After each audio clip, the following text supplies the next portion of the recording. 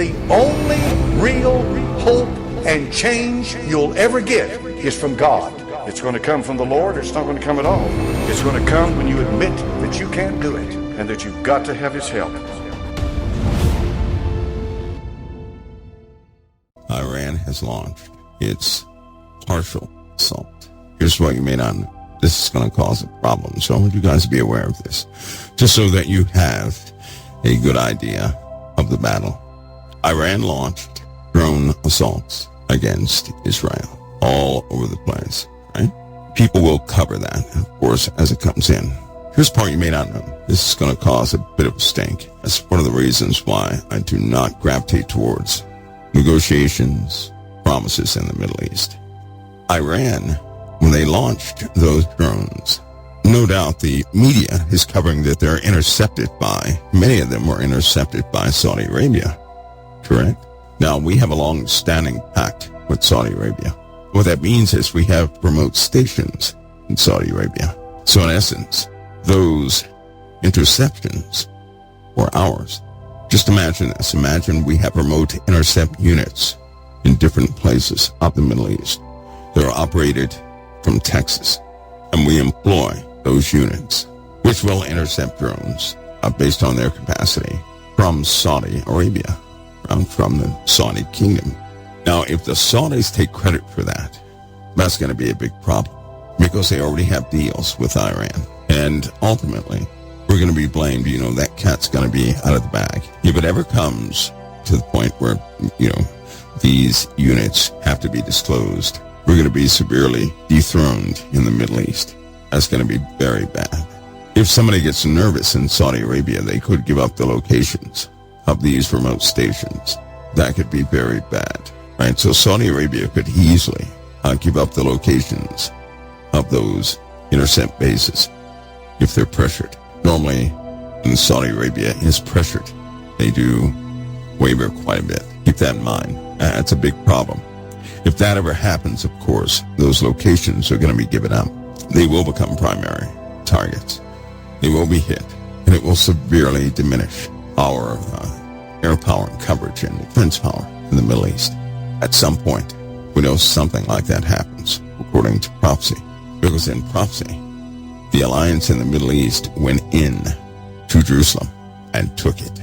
So we know that. We know somehow our defense system failed in the Middle East.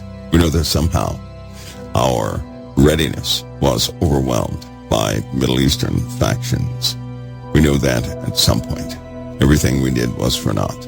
We know that by reading Daniel chapter 11. We know that. Now, many have their interpretation about the book of Daniel. Of course, I'm the oddball of the bunch. I see a few different things here, but basically it's a blueprint to what's happening right now. Parts of what's happening right now. So if you ever cover the part in Revelation, or not Revelation, but Daniel, and you get to see this sentiment of this individual in the Middle East, which is Daniel chapter 11. 31, for example, says, or states, or something close to this, and arms shall stand on his part, and they shall pollute the sanctuary of strength, and take away the daily sacrifice, and place the abomination that make it desolate. That's because the talks with the king of the south failed. They totally failed. But here it is, folks. What would happen in the Middle East so bad? That would cause the Islamic world to come together against Israel almost immediately. That's what you all think about tonight. Tonight it could really turn into a disaster. It really could. I mean, a big disaster. Okay? A big disaster. Let me see if I can cover this whole thing. There are two kings in the Middle East of which a feud happens. Daniel 11:26, 27:28, or 28 specifically says, one of the kings, the king of the north, is going to return with great riches, and his heart shall be against the holy covenant, and he shall do exploits and return to his own land. So he will do many great things. He'll prosper, just like these Middle Eastern factions are prospering now. They're doing great things. They're making great strides. I mean, big strides, right? Space programs, nuclear missile armaments, air defense systems, right? So these guys are excellent at in the cyber world. So what's happening is the king of the south and the king of the north in the book of Daniel. Now, a lot of people have not seen this. I don't know why. But if you read the book of Daniel, the king of the south is known as the prince of the holy covenant. There is only one holy covenant in the whole world, and that is Israel, God's covenant with his people, the Jews. The king of the south is the prince of the holy covenant. He's in charge over the holy covenant. The king of the north is a Persian king. So you have a Persian king and the king of the south. Again, the king of the south is the prince of the holy covenant, which is why it says, therefore he shall be grieved and return and have indignation against the holy covenant, which is the promise with Israel. The Islamic world believes they are entitled to that land, not Israel. And it says, so shall he do, and he shall even return and have intelligence or information with them that forsake the holy covenant. So all those in the Middle East who forsake the holy covenant, every single last one of those folks who forsake the holy covenant, which means they do not believe that Israel has a right to be there, kind of like some of the sickos that are within the U.S. and Germany and other places who believe that Israel does not have the right to be there. Yes, I said it, because they are sickos. They have indignation against the holy covenant. Now, listen, because it says he's going to have indignation against the holy covenant, so shall he do. He shall even return and have intelligence with them, plural, that forsake the holy covenant. That was Daniel 11:30. Daniel 11:31 says, and arms shall stand on his part. That means armies, military power.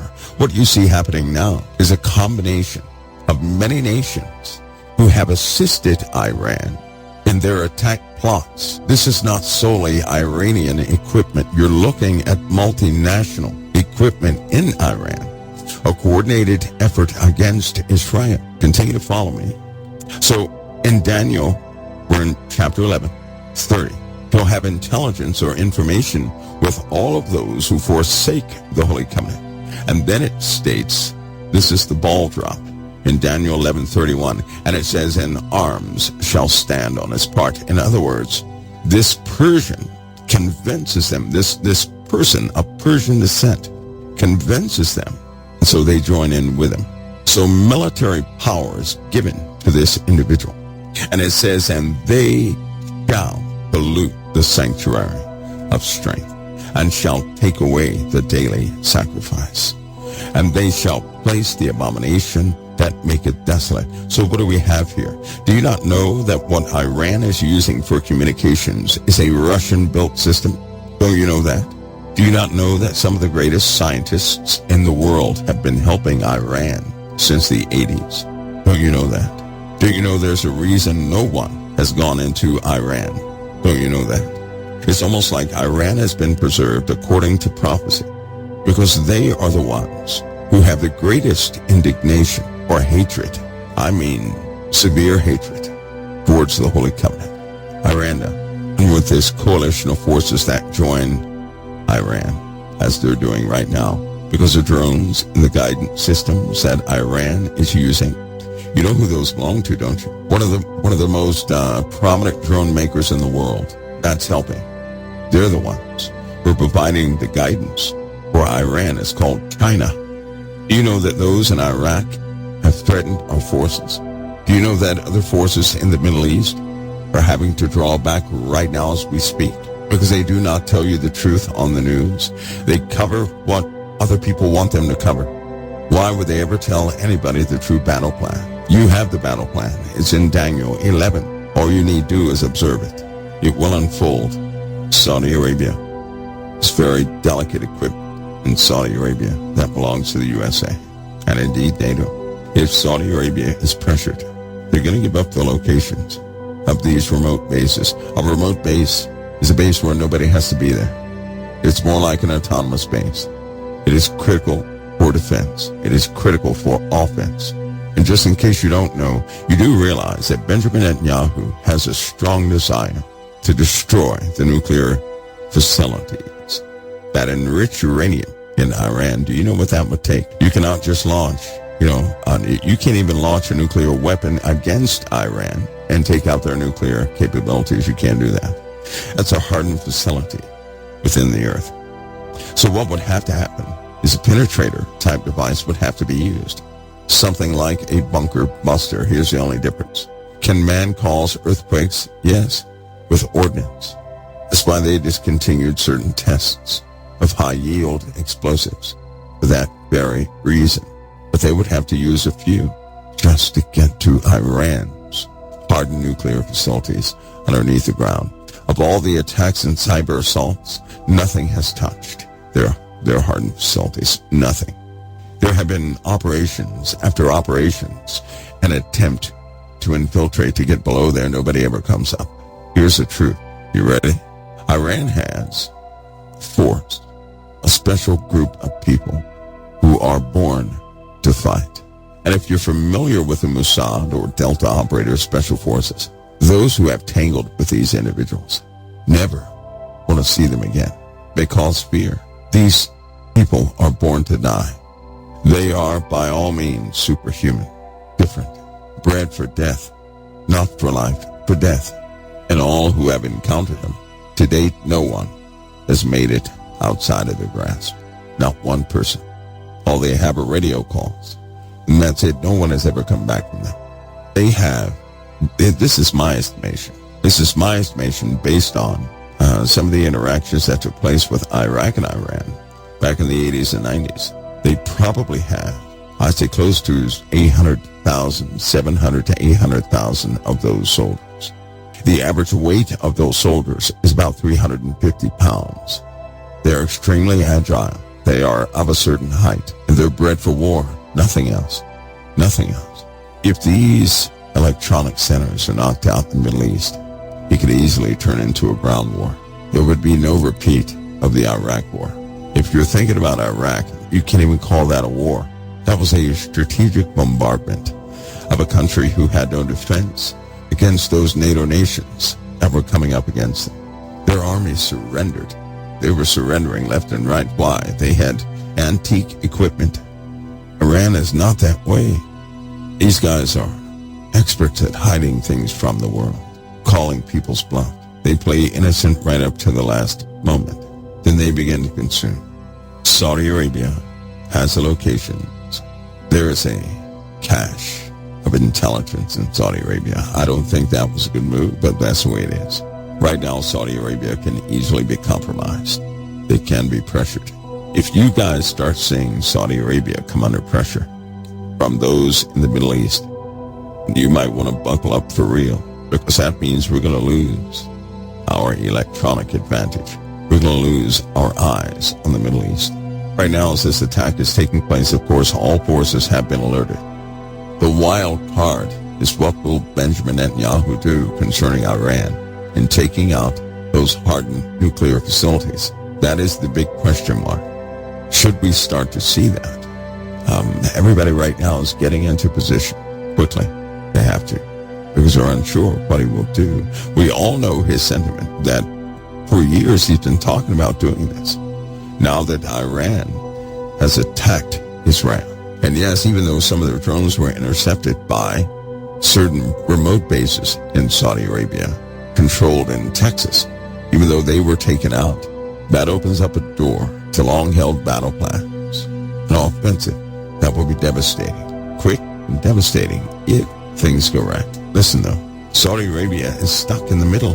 They can easily be pressured. And if you knew what they were bringing to bear, that would change your opinion of any passivity you may have.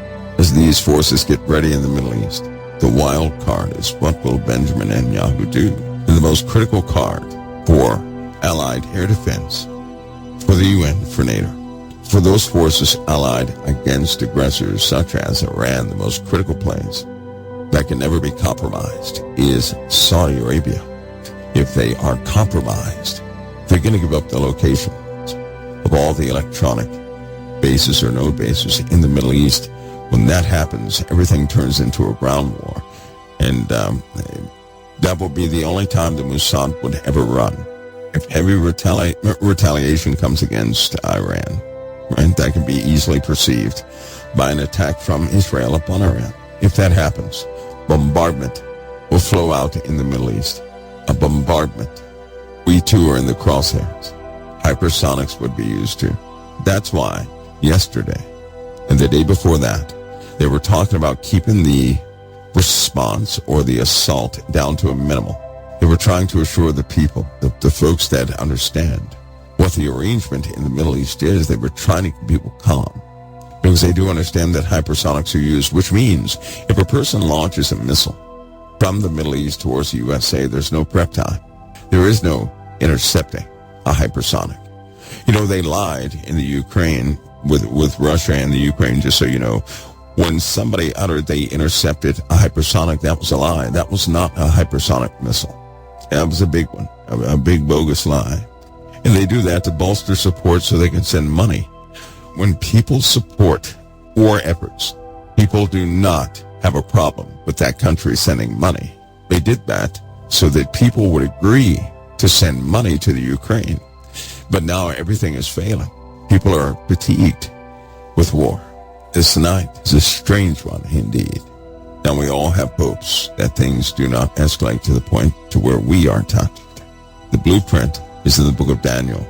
Now I'll bring that up again to let you guys know that despite the actions and counteractions taken in the Middle East, what will ultimately happen according to the book of Daniel is a coalition of Islamic forces, Middle Eastern forces, will overwhelm all defenses in the Middle East, and they will take Jerusalem.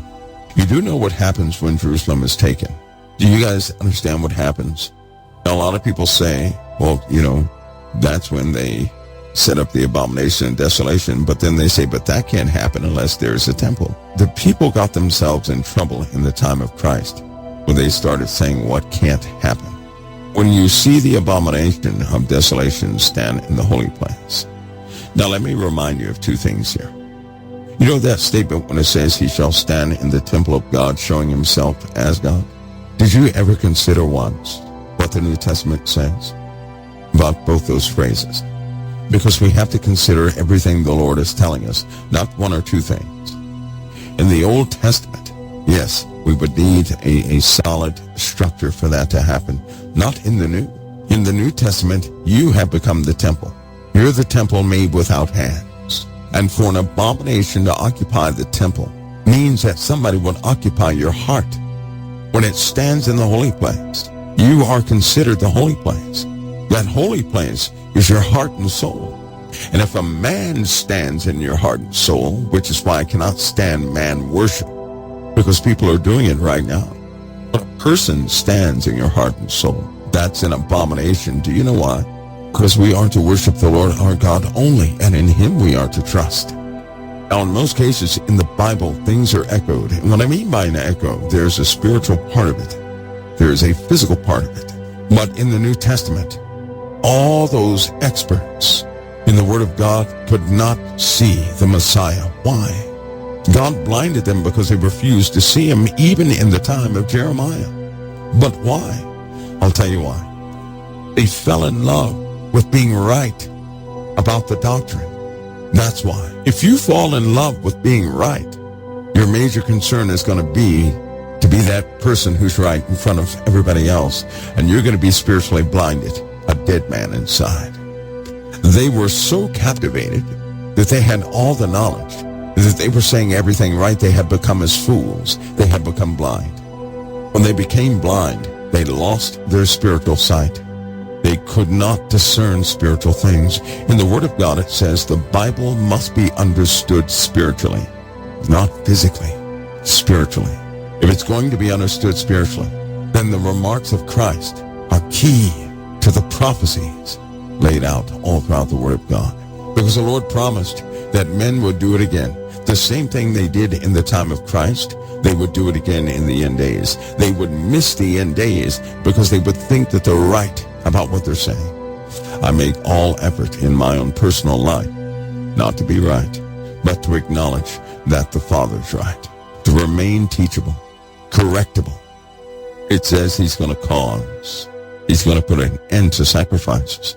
Right? That's what it says. He's going to cause oblation to cease. He'll exalt himself and magnify himself above every god, and shall speak things against the God of gods, and shall prosper. See, I cannot help but to see a few scenarios that could play out. But I know that the words of Christ will come to pass. I know that there's a reason he warned us, and he put it in the disciples' mouth to tell all of us. He said, "Know ye not that ye are the temple of God? You are the temple made without hands. Know ye not that ye are the temple of God?" If you have a born-again spirit, that's what you are. But something.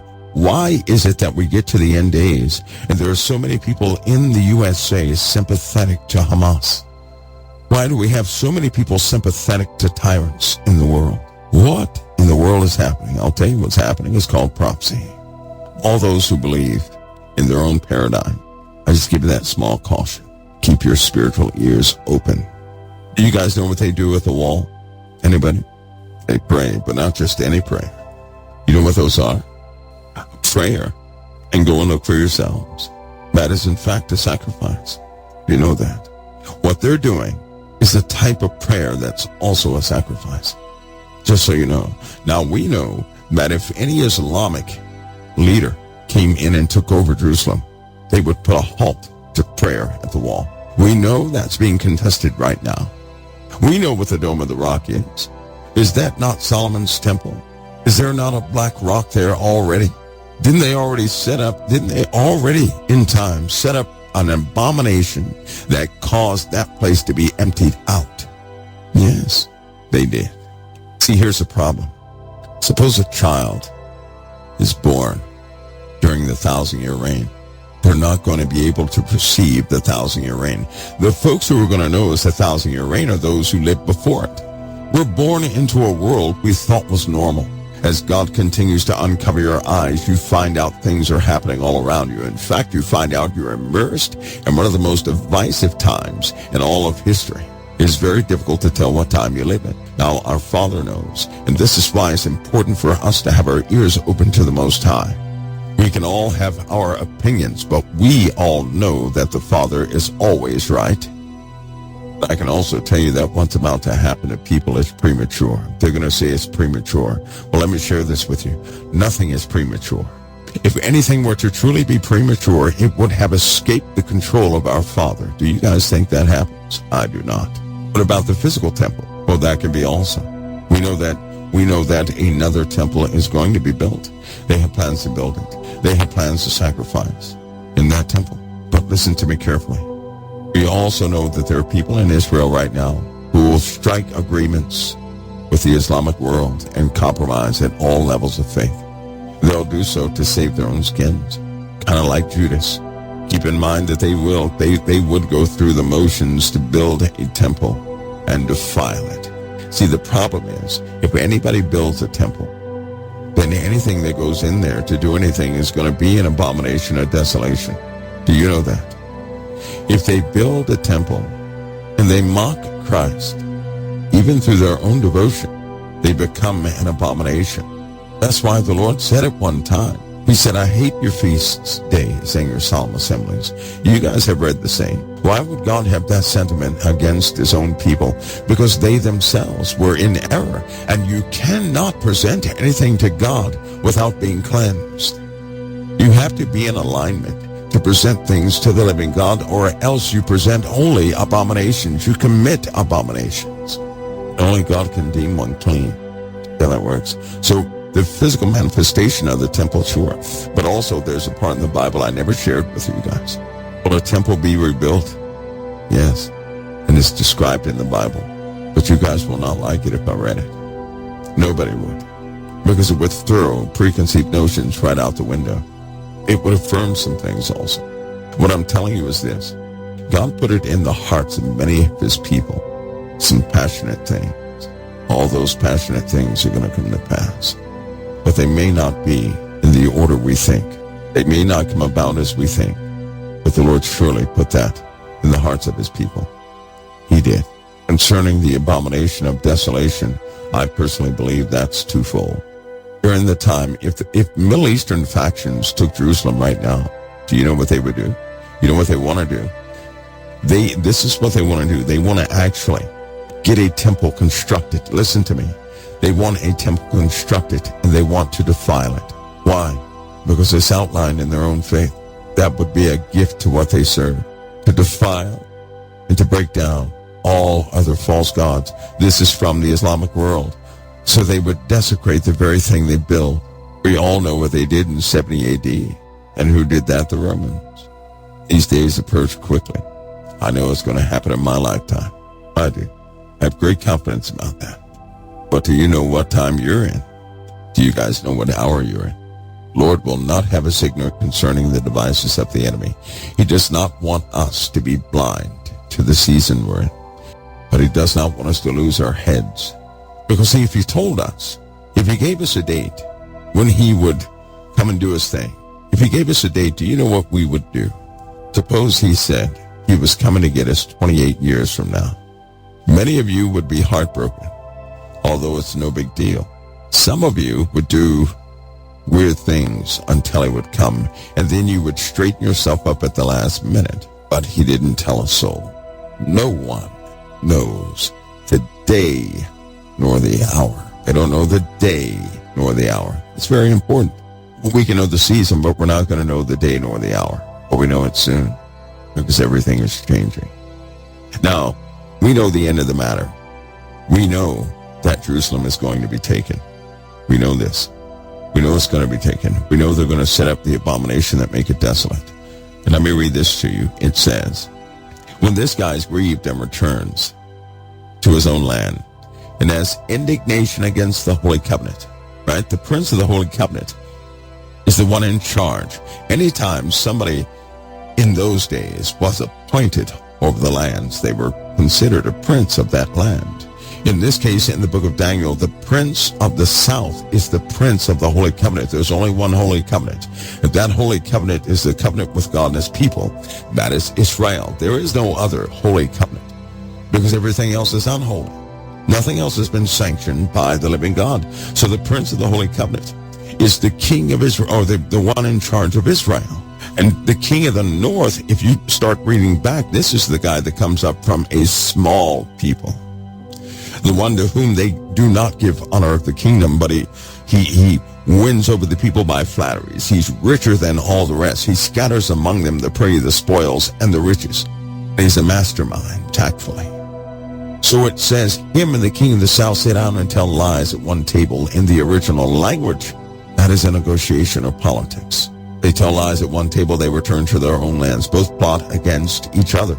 At a certain point, the king of the south tries to go against the king of the north, but the ships of Shittim start troubling him. Right? He can't do it. It's not quite in position. So he returns to his own land with great indignation. And he starts talking to those who also have indignation against the Holy Covenant. So all those who hate Israel, and specifically Jerusalem, this individual starts talking to them, and he wins them over.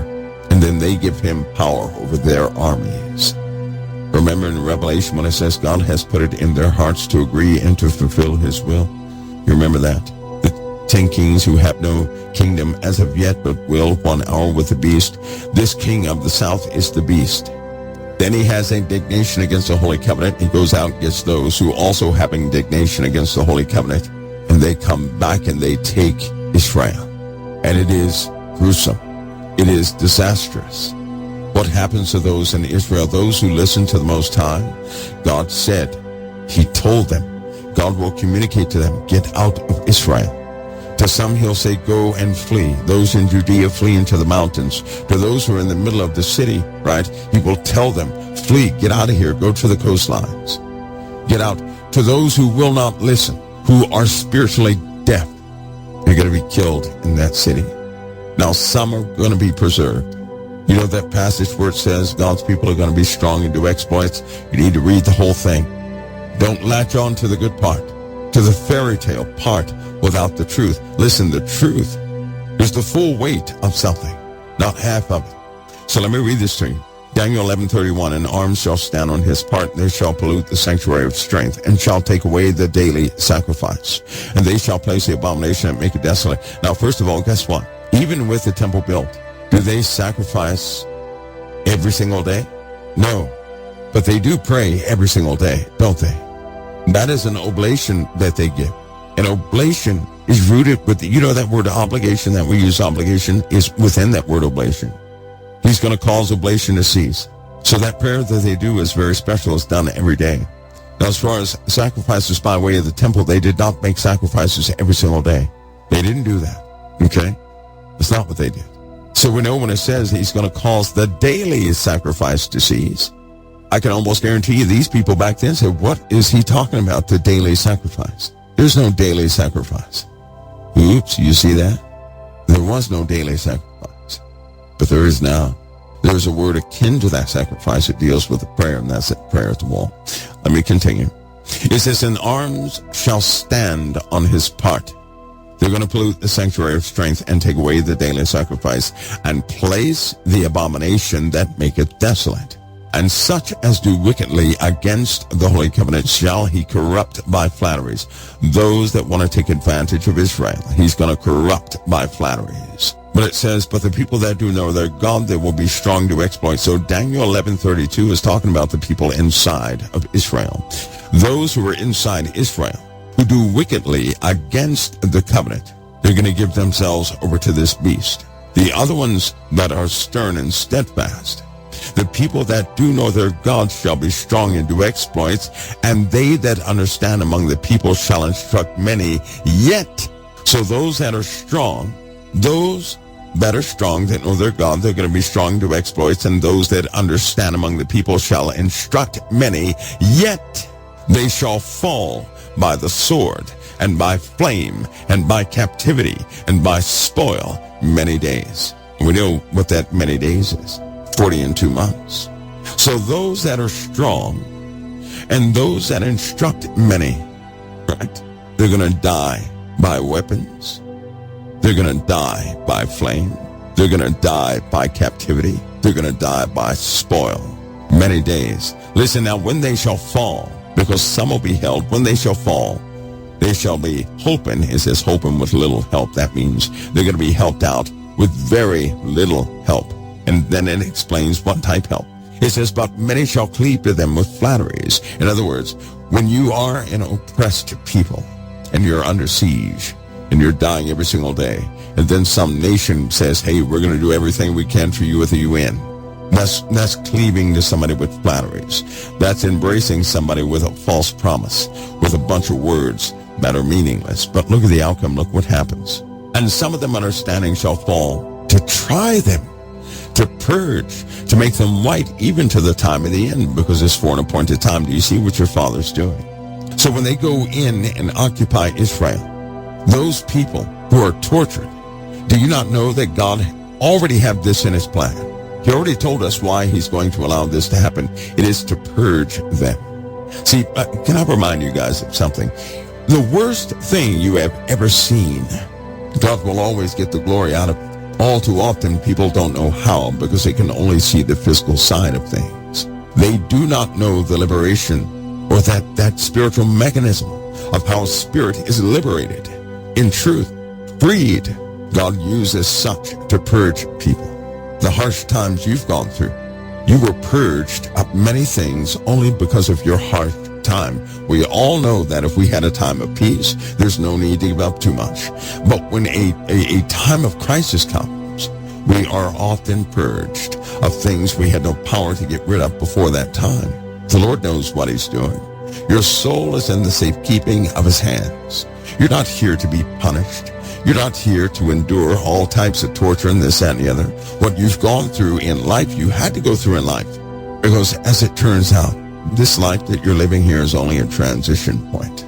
Your life will soon begin when this process ends. All this happens, guys. All this is going to happen. And what are we seeing now in the Middle East? You do realize this is the first time that Iran has directly attacked anybody. Do you know how significant that is? Now, here's the bad part. I have to tell you about this. People are going to jump the gun. But I want you guys to do this. this weekend, I want you to start thinking about something. Many people are going to go out and get fuel. You guys remember that dream I told you about? I was walking down the street and the grass was up to my head, but places still had power, but they had no fuel. Cars were sitting everywhere. Nobody had fuel. Electricity still ran, but nobody had fuel. You guys remember that? That was in 2010. You remember that? The trains, same thing. People were pushing strollers with items in the strollers. No one was driving. No one was driving. Trains were running. Something will happen to the fuel. A lot of people are going to go out and try and get some fuel to save the comfort of their lives or whatever they have to do. Start thinking soberly and have an understanding of something. In a best-case scenario, if a person filled up every tank that they have, the fuel is still going to run out. Something happens to the fuel catastrophically. The fuel is going to run out. All they're going to do is delay their own suffering. But those who get used to things or consider things without fuel, they're going to do themselves a great service and other people too.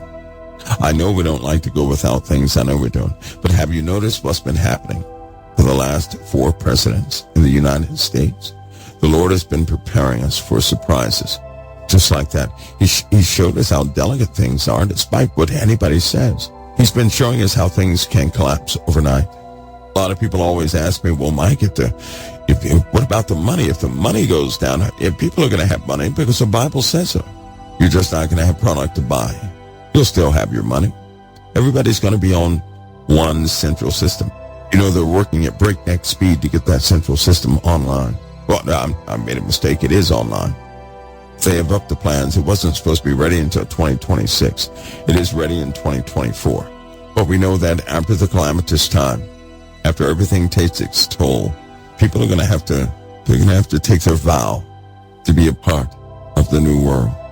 A new world that will be without morals, without guilt, where people can essentially do what they want. And in that they'll say, see, crime has went down now that everybody can do what they want to do. Crime has gone down and everything else. Don't fall for that. It's going to be a sweet deal for many people. See, because saints are struggling right now. They are. So what happens if somebody offers you $10,000 a month over your current salary?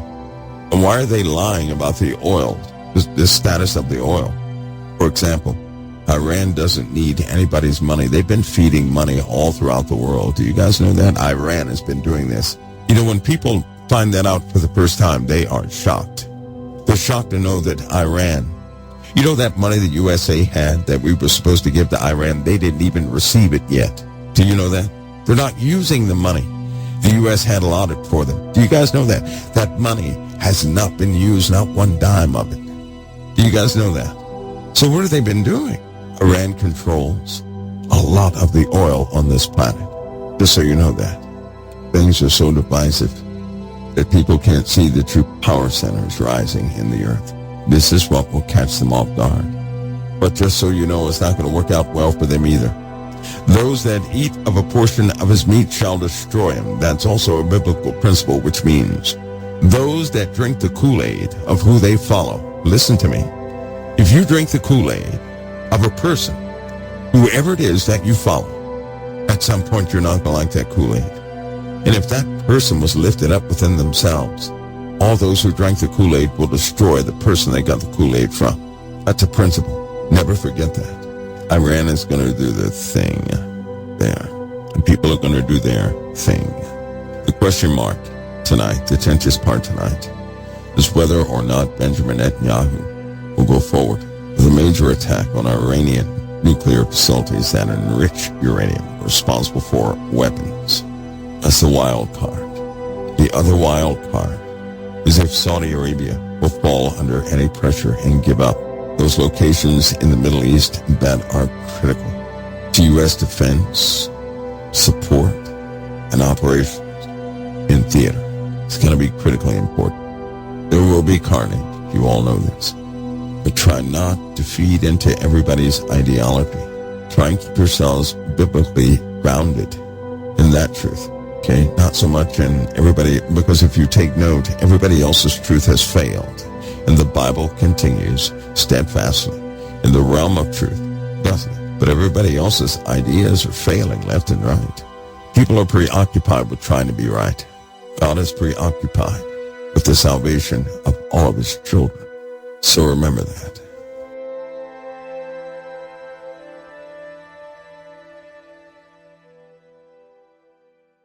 Notice also in the last days perilous times shall come, for men shall be lovers of their own selves, covetous, boastful, proud, blasphemous.